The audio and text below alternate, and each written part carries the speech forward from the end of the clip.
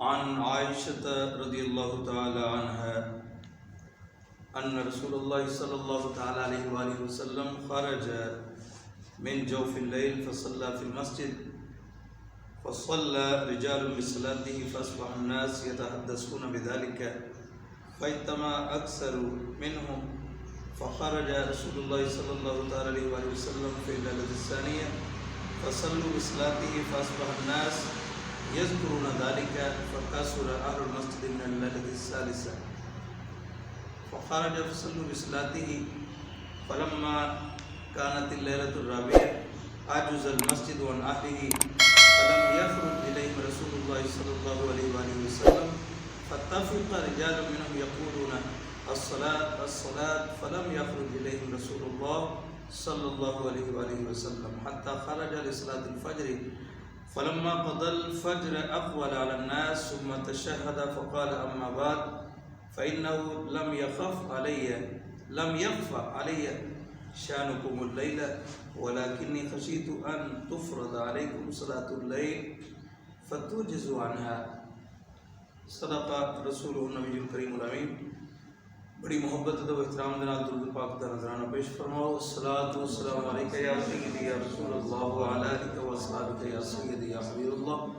عزیزان گرامی قدر، بزرگ اور دوستو، رمضان مبارک کا بابرکت مہینہ اپنی رحمتوں اور برکتوں کے ساتھ جاری و ساری ہے۔ الحمدللہ آج رمضان مبارک کا 9واں روزہ ہے، پہلا عشرہ آخری مراحل میں۔ دعا کریں اللہ رب العزت بقیہ جو دن ہیں اللہ رب العزت ادب و احترام کے ساتھ گزارنے کی توفیق نصیب فرمائے۔ آج جس ٹاپک پہ بات کرنا چاہتا ہوں وہ ہے تراویح، یعنی تراویح، نماز تراویح کیسی نماز ہے اور اس کی کیا اہمیت ہے اور یہ نماز کیسے شروع ہوئی، اس کا آغاز کیسے ہوا اور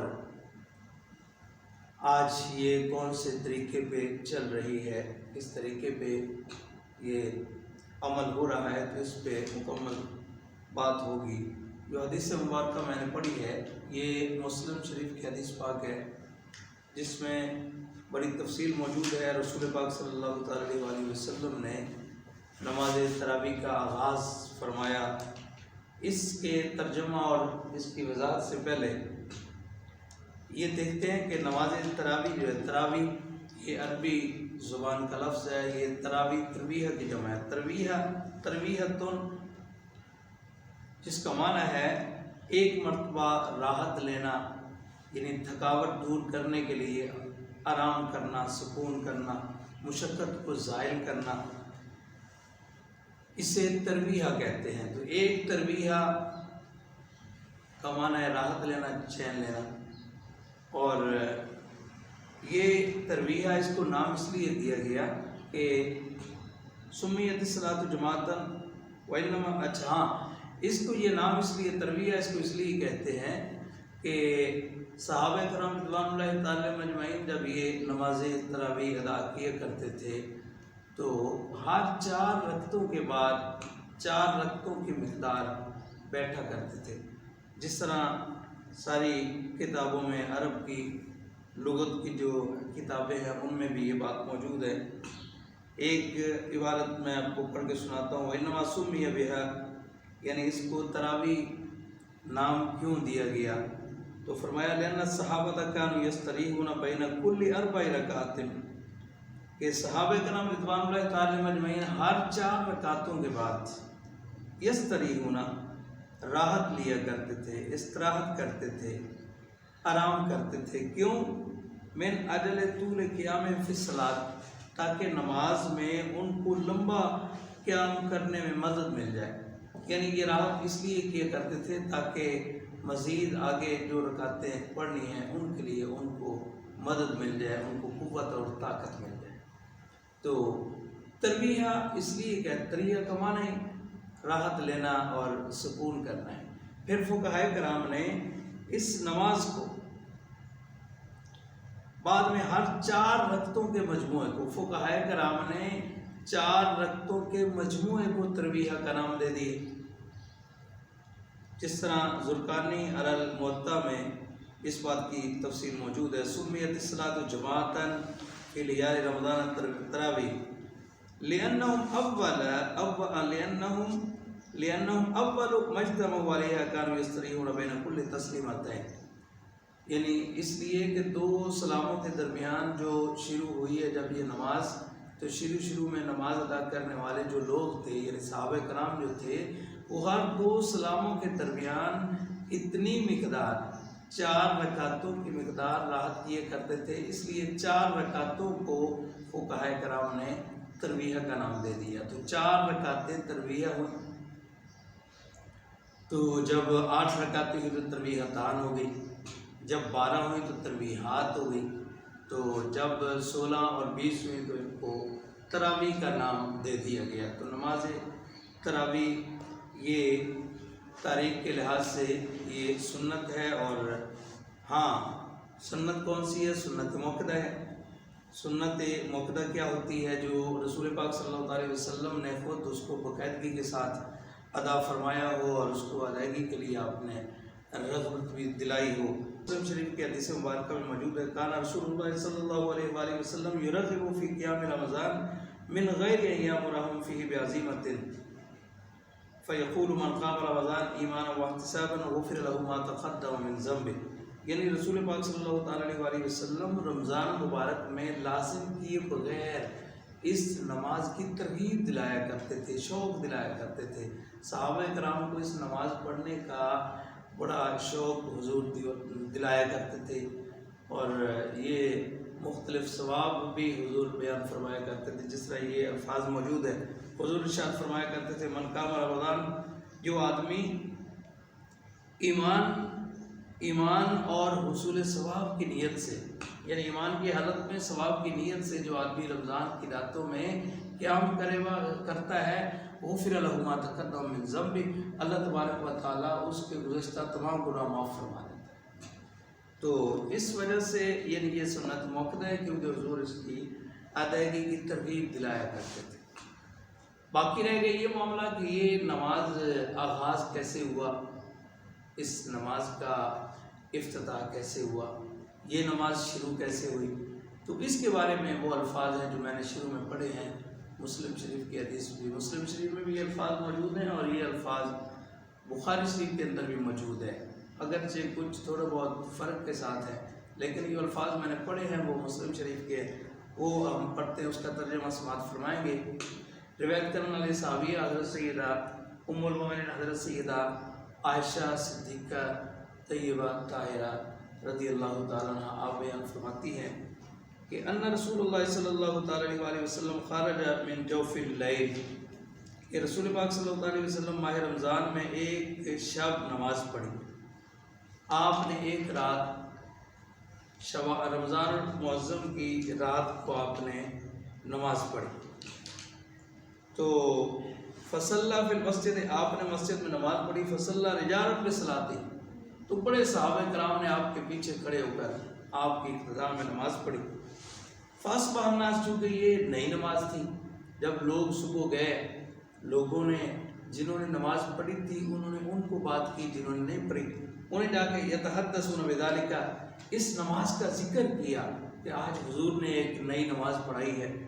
تو فاجتمع اکثر منہم، تو فرماتے ہیں کہ جب اگلی رات آئی تو لوگوں کا اجتماع پہلی رات سے زیادہ ہو گیا، لوگ زیادہ جمع ہو گئے۔ فخرج رسول اللہ صلی اللہ تعالیٰ علیہ وسلم فی اللیلۃ الثانیہ، تو دوسری رات بھی رسول پاک صلی اللہ علیہ وسلم تشریف لائے، اور فصلوا بصلاۃہ، حضور نے نماز پڑھائی اور صحابہ کرام نے آپ کے پیچھے پڑھی۔ فاصبح الناس یذکرون ذالک، تو صحابہ کرام جب اگلی صبح ہوئی تو انہوں نے پھر لوگوں کو ذکر کیا۔ صحابہ کرام کے لیے تو یہ ایک بڑی موج لگ گئی کہ کیسی عظیم نماز ہے، بڑی پیاری نماز ہے، حضور پڑھاتے ہیں، اللہ اکبر۔ تو جب تیسری رات آئی فکثر اہل المسجد من اللیلۃ الثانیہ، تو مسجد میں دوسری رات سے بھی زیادہ لوگ جو ہے وہ جمع ہو گئے۔ آج تیسری رات کے جو اجتماع ہے وہ دوسری رات سے بھی زیادہ ہو گئی۔ پھر فخرج، رسول پاک صلی اللہ تعالیٰ علیہ وسلم تشریف لائے، فصلوا بصلاۃہ، صحابہ کرام رضوان اللہ تعالیٰ عنہم اجمعین نے آپ کے پیچھے نماز ادا کی۔ فلما كانت الليلة الرابعة، پھر جب اگلی چوتھی رات آئی نا تو عجز المسجد عن اہلہ، چوتھی رات مسجد میں لوگ اتنے زیادہ آ گئے کہ مسجد جو ہے لوگوں پہ تنگ آ گئی، یعنی مسجد کم پڑ گئی، لوگوں کی تعداد مسجد سے زیادہ ہو گئی۔ اس سے آپ یہ بھی اندازہ لگایا جا سکتے ہیں کہ وہ لوگ کتنے مضبوط ایمان والے ہوتے تھے، ان کی تعداد پہلے سے بڑھتی تھی، پہلے دن کم ہے، دوسرے دن زیادہ ہے، تیسرے دن اور زیادہ ہے، چوتھے دن اتنی زیادہ ہو گئی کہ مسجد کم پڑ گئی۔ لیکن ہمارا حالات جو ہیں وہ الگ ہیں، پہلے دن کچھ لوگ ہوتے ہیں، دوسرے دن کم ہو جاتے ہیں، تیسرے دن اور کم ہو جاتے ہیں، چوتھے دن اور کم ہو جاتے ہیں، پھر آہستہ آہستہ وہی رہ جاتے ہیں جو سارے سال نماز پڑھنے والے ہوتے ہیں۔ بہرحال دعا کریں اللہ رب العزت ہمیں بھی وہ صحابہ کرام والا جذبہ نصیب فرمائے۔ بہرحال ہوا کیا کہ لوگ اتنے زیادہ آ گئے، فلم یخرج الیہم رسول اللہ صلی اللہ تعالی علیہ وسلم، حضور علیہ الصلوۃ والسلام اس رات نماز پڑھانے کے لیے تشریف نہ لائے۔ فتفق رجال منہم، صحابہ کرام رضوان اللہ تعالی مجمعین انتظار کرتے رہ گئے، وہ پکارتے رہے، یقولون الصلاۃ الصلاۃ کے الفاظ بھی ادا کرتے رہے حضور کے انتظار میں۔ فلم یخرج الیہم، لیکن رسول پاک صلی اللہ علیہ وسلم ان کے پاس تشریف نہ لائے۔ اب ہوا کیا، حتیٰ خرج لصلاۃ الفجر، ساری رات گزر گئی ان کے انتظار کرتے، ساری رات حضور تشریف نہ لائے۔ حضور تشریف کب لائے؟ صبح کے وقت حضور تشریف لے آئے۔ فلما قضى الفجر، جب حضور نے فجر کی نماز پڑھائی، اقبل علی الناس، آپ لوگوں کی طرف متوجہ ہوئے، لوگوں کی طرف آپ متوجہ ہوئے تو متوجہ ہو کر پھر آپ نے تشہد، آپ نے خطبہ ارشاد فرمایا۔ فقال اما بعد، فرمایا فإنه لم يخف علی شأنکم اللیل، فرمایا کہ یہ رات والا جو معاملہ ہے، رات تمہاری جو حسرت اور تمہارا جو ذوق، تمہاری جو محبت ہے اس نماز میں، جو تمہارا ذوق شوق ہے، یہ سارا معاملہ میں دیکھ رہا تھا، مجھ پر کوئی چیز مخفی نہیں تھی۔ لیکن وَلَكِنِّي خَشِيتُ أَن تُفْرَضَ عَلَيْكُمْ، لیکن میں آیا کیوں نہیں؟ میں صرف اس وجہ سے نہیں آیا کہ کہیں یہ نماز تم پر فرض نہ ہو جائے۔ فَتُعْجِزُ عَنْهَا، اگر تم پر یہ نماز فرض کر دی جائے تو کہیں ایسا نہ ہو کہ تم پر جس طرح 5 نمازیں فرض ہیں ان کے ساتھ ساتھ ایک نماز یہ بھی فرض ہو جائے اور یہ پورا سال کے لیے تمہیں پڑھنی پڑ جائے، تو پورا سال اگر تمہیں پڑھنی پڑ جائے تو یہ تمہارے لیے مسئلہ بن جائے، تم پر مشکل نہ آ جائے۔ تو اس حکمت کے پیش نظر حضور نے ارشاد فرمایا کہ میں باہر نہیں آیا۔ بہرحال یہ مسلم شریف کی حدیث پاک ہے، اس سے یہ بالکل واضح ہو گئی، یہ بات واضح ہو گئی کہ اس سے نماز تراویح کا آغاز تو رسول پاک صلی اللہ تعالی علیہ وسلم نے خود فرمایا۔ پہلے دن بھی آپ نے نماز پڑھائی، دوسرے دن بھی پڑھائی، تیسرے دن بھی آپ نے جماعت کے ساتھ بالکل یہ نماز جو ہے وہ آپ نے پڑھائی ہے۔ لیکن چوتھے دن آپ تشریف نہیں لائے۔ آپ کے تشریف نہ لانے کی وجہ صرف اور صرف یہ تھی کہ کہیں یہ نماز تم پر فرض نہ ہو جائے، ورنہ یہ نماز جو ہے نبی پاک صلی اللہ تعالی علیہ وسلم کی پسندیدہ نماز ہے، اسی وجہ سے یہ نماز سنت موقدہ ہے۔ نبی پاک صلی اللہ تعالی علیہ وسلم اس نماز کو ذوق اور شوق کے ساتھ ادا فرمایا کرتے تھے۔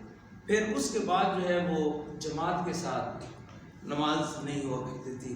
حضور کے دور مبارک میں بھی یہ نماز بعد میں پڑھی جاتی رہی۔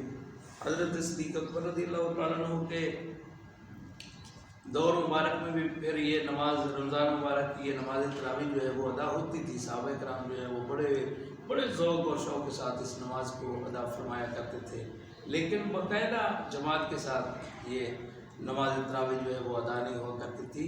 پھر یہ نماز تراویح و جماعت کیسے ادا ہوئی اس پہ انشاءاللہ دوبارہ بات کریں گے۔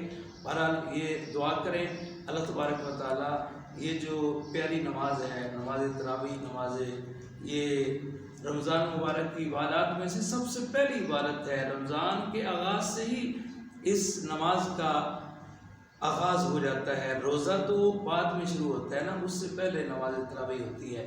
دعا کریں جس طرح صحابہ کرام اس نماز کو ذوق شوق کے ساتھ ادا فرمایا کرتے تھے، اللہ رب العزت ہمیں بھی یہ نماز ذوق شوق کے ساتھ ادا کرنے کی ہمت اور توفیق نصیب فرمائے.